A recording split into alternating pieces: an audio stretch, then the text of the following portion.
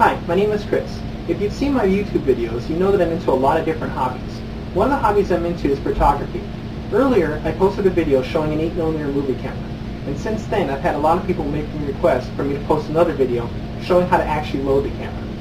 A lot of people are surprised, but you could still get 8mm and 16mm movie film. So today, I'm going to show you a Bolex K2. It's a mechanical wind-up 8mm movie camera, and I'm also going to show you Kodak Brownie 2. It's another 8mm movie camera, and we'll show how to actually load these cameras. Okay, I'll start with the Bolex K2. This is probably my favorite 8mm movie camera so far. Let me show you a little bit about it first. This compartment on the side here is where you actually put the film. You'll see two spools. One is the supply spool, that's where you actually put the roll of film, and the one on the bottom is the take-up spool. When you record, that's where the film is advanced onto. And this is the film gate here. The film will actually run through this, and that's how it gets exposed when you record. Let's close that up. Okay. The front, you'll see a dial on the bottom. This is the aperture.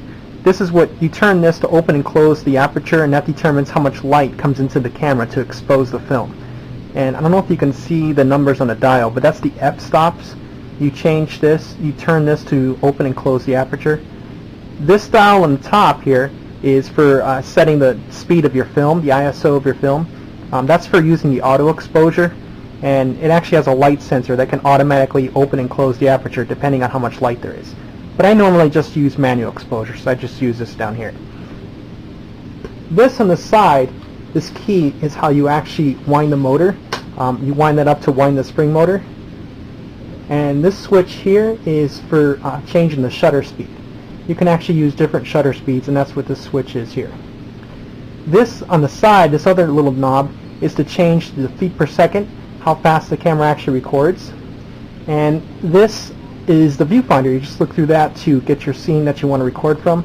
And this shows how many feet of film you have left. It's a gauge that shows how many feet is left on the film spool. Okay. So to actually load the camera, let me show you that. Let's open the film compartment. Actually, the first thing you want to do is wind the camera up a little bit. So we'll turn the key a few times. Okay, just to wind it up a little bit. And let's go ahead and open the film compartment.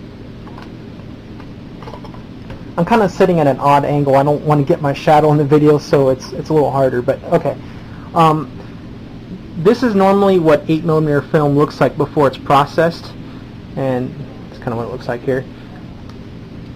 You don't have to load the camera in complete darkness. It doesn't have to be like a dark room or anything, but you should use what's called subdued light.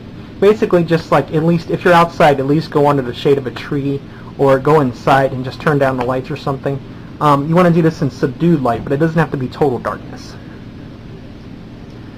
So the first thing is put the film on the spool. Like I said, you want to make sure that you wound the camera up a little bit first, just so there's a little bit of tension in the spring motor.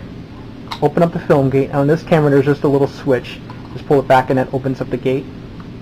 Now the other thing too is you'll see, just make sure you put the emulsion side, and on film you can tell that's the lighter side.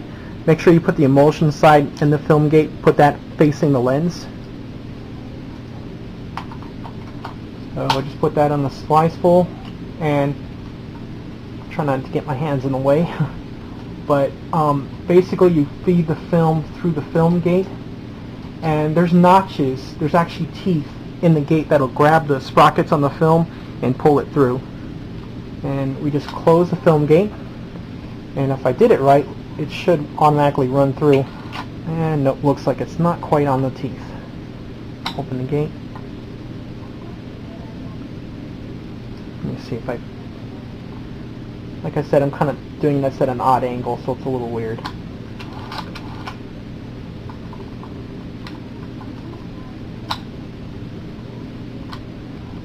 There we go. Okay. I'll take out the spool, and notice how the film gets pulled through the gate. There we go. Okay. So, and on this camera, and actually most cameras, they actually give a little arrow that kind of shows you what path the film is supposed to take. Okay, so then you take the tail end of the film, and you'll see on a the film spool, you'll see a notch that's on the spool, and you just kind of stick the end of the film through there. This is just an old test roll of film I used to test my cameras. It's already been exposed. I just use it just to test the cameras. And it looks like the tail broke off because I've been playing with this roll of film too much, but basically you would just stick it through the slot on the film, and this should be a lot easier than it looks right now.